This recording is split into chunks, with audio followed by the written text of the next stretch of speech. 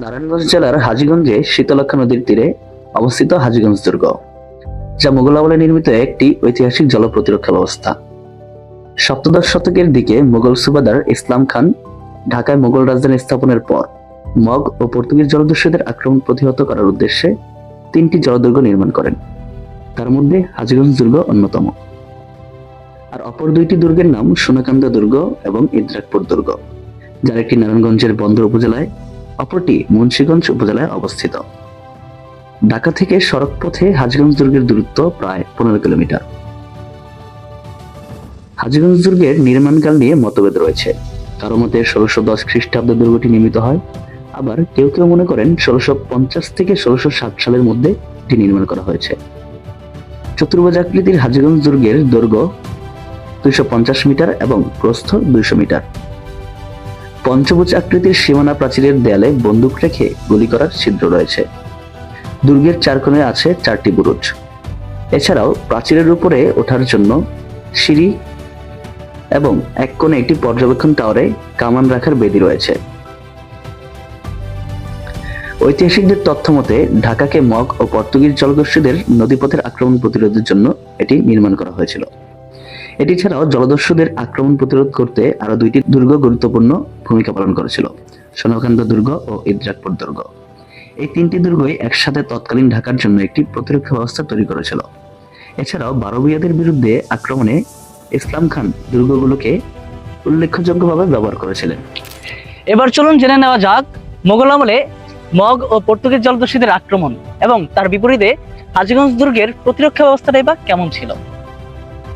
ঢাকা মুঘল সাম্রাজ্যের গুরুত্বপূর্ণ বাণিজ্য কেন্দ্র ছিল।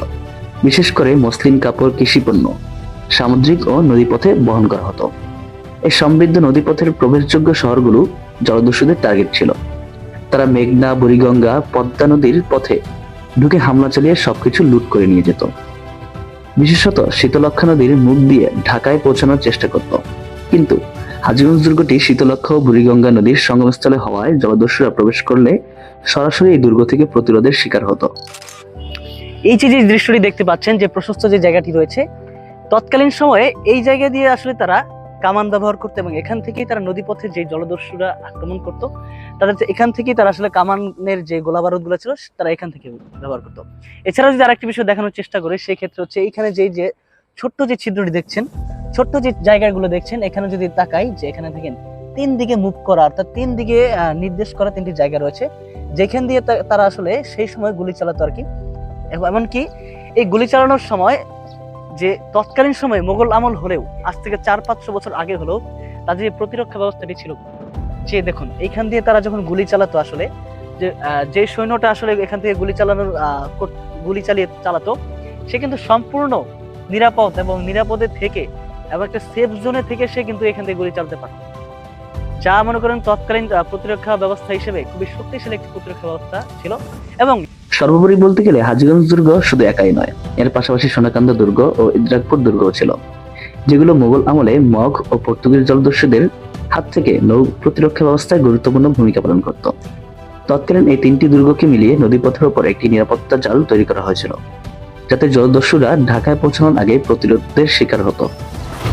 এভাবেই মোগল আমলে নির্মিত হাজীগঞ্জ দুর্গ তার নিজ অবস্থান থেকে শক্তিশালী প্রতিরক্ষা ব্যবস্থা হিসেবে কাজ করেছিল, যা বর্তমানে এসেও কালের সাক্ষী হিসেবে দাঁড়িয়ে আছে, কিন্তু এর রক্ষণাবেক্ষণে নেই কোনো ধরনেরই ব্যবস্থা। আজকের এই পুরো ডকুমেন্টারি তৈরিতে ছিলাম আমি মোহাম্মদ বিল্লাল হোসেন, আমি মোহাম্মদুল্লাহ, আমি মোহাম্মদ সাকিব খান, আমি আমিনা মাহজাবিন, আমি নাদিয়া নাজনীন নিতু, আমি নাজিয়া জাহান, আমি নিশাত নাবিলা। তো সবাইকে ধন্যবাদ।